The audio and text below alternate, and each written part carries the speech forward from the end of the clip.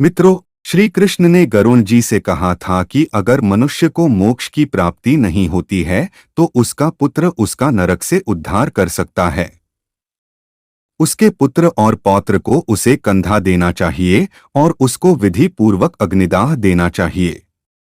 इसके लिए सबसे पहले भूमि को गोबर से लिपना चाहिए। फिर उस स्थान पर तिल और कुश बिछाकर उस व्यक्ति को कुशासन पर सुलाना चाहिए और उसके मुख में पंचरत्न डालने चाहिए। यह सब विधिपूर्वक करने से व्यक्ति अपने सारे पापों को जलाकर पाप मुक्त हो जाता है। भूमि पर मंडल बनाने से इस मंडल में ब्रह्मा, विष्णु, रुद्र, अग्नि सारे देवता विराजमान हो जाते हैं। इसलिए यह मंडल का निर्माण करने का बहुत महत्व माना गया है। अगर भूमि पर मंडल का निर्माण नहीं किया हो और उस पर व्यक्ति प्राण त्याग कर देता है तो उसे दूसरी योनि प्राप्त नहीं होती। उसकी आत्मा हवा के साथ भटकती रहती है। भगवान बोले, तिल और कुश की महत्ता बहुत है। तिल को बहुत पवित्र माना गया है क्योंकि तिल की उत्पत्ति मेरे पसीने से हुई है। तिल के प्रयोग से असुर, दानव और दैत्य को भगा सकते हैं। एक तिल का दान करने से स्वर्ण के 32 सेर तिल के दान के बराबर माना जाता है। तिल का दान तर्पण, दान और होम में दिया जाता है जो अक्षय होता है। कुश की उत्पत्ति मेरे शरीर के रोमों से हुई है। कुश के मूल में ब्रह्मा, विष्णु और शिव है। यह तीनों देव कुश में प्रतिष्ठित है। कुश की आवश्यकता देवताओं की तृप्ति के लिए है और तिल की आवश्यकता पितरियों की तृप्ति के लिए है।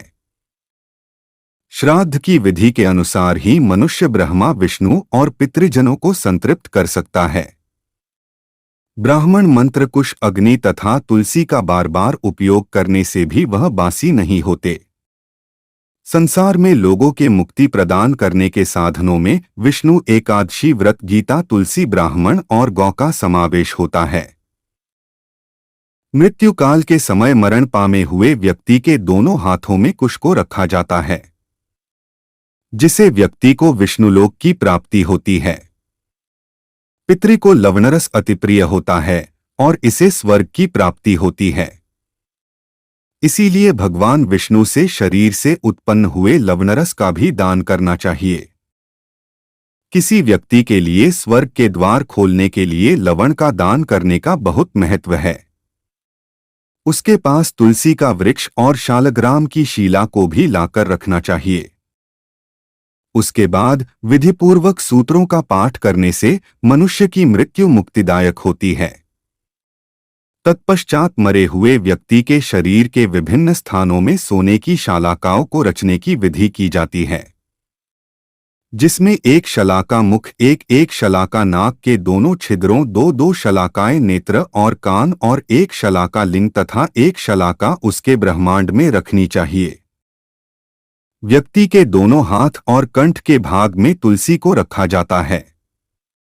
उसके बाद व्यक्ति के शव को 2 वस्त्रों से आच्छादित करके कुमकुम और अक्षत से पूजन करे।